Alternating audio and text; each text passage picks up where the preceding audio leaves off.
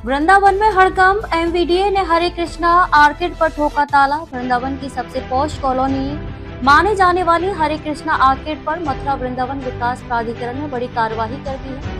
शहर के सबसे बड़े होटल और प्रोजेक्ट माने जाने वाले इस आर्किड के हॉल और किचन को सील कर दिया गया। कार्रवाई के बाद से पूरे इलाके में खलबली मच गई है और होटल संचालकों में हड़कंप है। बताया जा रहा है कि फ्लैट ओनर्स की लगातार शिकायतों और शासन से मिले आदेश के बाद ये कदम उठाया गया। लेकिन सवाल ये है कि जब रेरा के हिसाब से प्रोजेक्ट के 12 पूरे थे तो अचानक सीलिंग थी। आरोप लग रहे हैं कि अधिकारियों ने पहले मोटी रकम देकर क्लीन चिट की और अब दबाव में कार्रवाई कर रही है। इधर होटल के मीडिया प्रभारी अनूप शर्मा का कहना है कि करीब 95% फ्लैट ओनर्स होटल संचालक के पक्ष में हैं और सुविधाओं से खुश भी हैं। त्योहार और शादी विवाह सीजन को देखते हुए उन्होंने कार्यवाही पर रोक लगाने की अपील की है। सूत्रों के अनुसार जल्द ही कई और अवैध कॉलोनियों व होटलों पर बुलडोजर चल सकता है। योगी सरकार की सख्ती से अफसरों और भूमाफियाओं की नींद उड़ चुकी है। संवाददाता विष्णु शर्मा।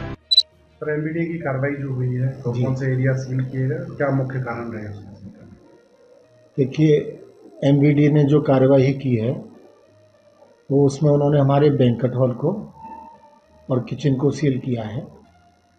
उसके पीछे कारण रहा कि लोगों की कंप्लेंट ये थी कि कमर्शियल एक्टिविटीज़ न की जाए, इस वजह से ये कार्रवाई हुई है।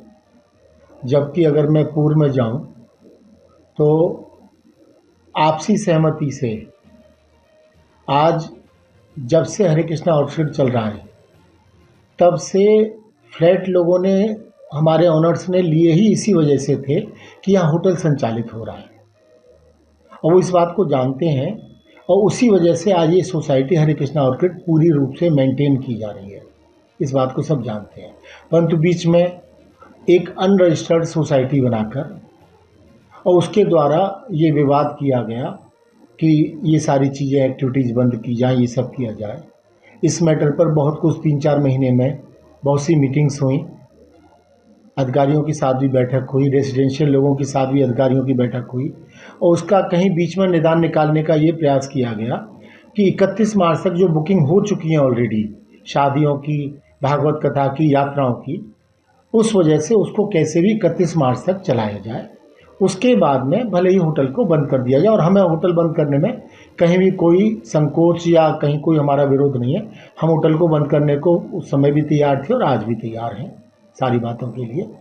और जो हमने, क्योंकि बिल्डर का राइट होता है अपनी सोसाइटी बनाने का, तो जो हमारी RWA फॉर्म है उसके द्वारा हमें सहमति दी हुई है कि हम इस एक्टिविटीज़ को 31 मार्च तक हम आराम से चलाएं, कहीं कोई दिक्कत नहीं है उस बात के लिए। हमने अधिकारियों से भी यही रिक्वेस्ट की थी, अपने लोगों से भी रिक्वेस्ट की थी कि जो बुकिंग हो गई है, जिन्होंने अपने कार्ड प्रिंट करा लिए हैं, जिन्होंने अपना ट्रैवल प्लान बना लिया, टिकट हो चुके हैं, उनको बहुत बड़ी समस्या होगी। तो मानवता का एक मुद्दे को समझते हुए उस ग्राउंड पर हम अगर ये कैसे भी कर पाएँ कि हम 31 मार्च तक या 15 मार्च तक, जब तक शादियों का टाइम है तब तक अगर ये चल पाए तो बहुत अच्छी बात है। दूसरी बात, इसमें एक और मुद्दा जुड़ा हुआ है स्टाफ का भी।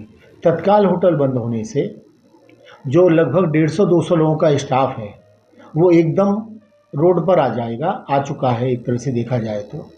उनके लिए भी एकदम नौकरी देखना, ढूंढना बड़ा मुश्किल होता है।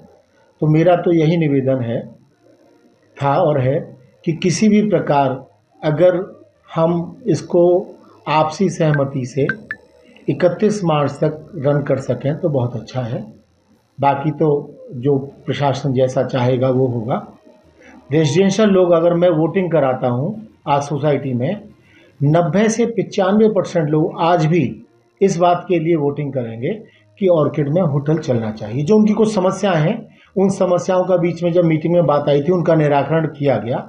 1-2 समस्या हो सकता है रह गई, पर बहुत सी समस्याओं का उनका निराकरण किया गया और 31 मार्च के बाद तो जब उनको सोसाइटी मिल जाएगी तो सब व्यवस्थाओं को बना सकते हैं। तो अब इसको समझने की बात है केवल कि जो कार्य 2012 से हो रहा था उसके लिए हम कितना समय दे पाते हैं। 31 मार्च तक की बहुत छोटी सी समय की बात है, 12-13 साल के बाद में 6 महीने की बात है, अगर कुछ हो सकता है।